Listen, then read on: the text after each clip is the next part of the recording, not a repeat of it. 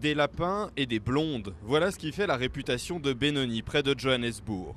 Le Bunny Park est l'attraction locale. Pour l'international, la ville de 600 000 habitants compte sur 2 ambassadrices.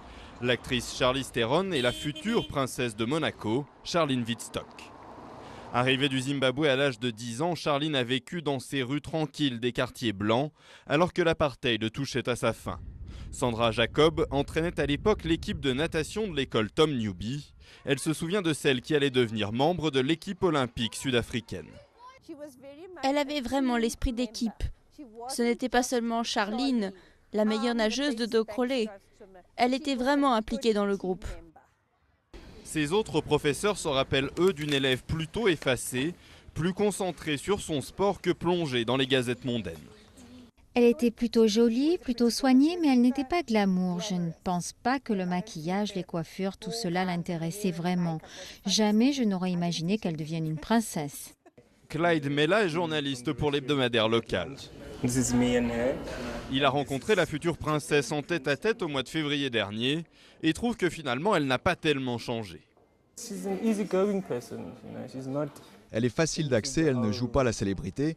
Je ne pense pas que cela l'intéresse. De ce que j'en ai vu, elle semble vraiment être une personne qui a les pieds sur terre. En ville, aucun signe de préparation pour l'événement. Charlene a quitté Benoni à 17 ans pour poursuivre sa carrière de nageuse et les habitants sont parfois un peu perdus entre elle et Charlize Theron. Mais dans ce bar où le père de la future mariée a ses habitudes et vient regarder les matchs de cricket, les clientes assurent qu'elles seront devant leur écran le 2 juillet prochain. Avec un groupe d'amis, nous allons remettre nos robes de mariée. Nous allons organiser pour l'occasion une fête chez moi. Nous sommes toutes très excitées qu'une Sud-Africaine ait l'opportunité de devenir une princesse. C'est vraiment cool de savoir qu'une fille d'ici a la chance de devenir membre d'une famille royale. D'autres veulent aussi profiter de l'événement pour lancer un appel à la fille du pays.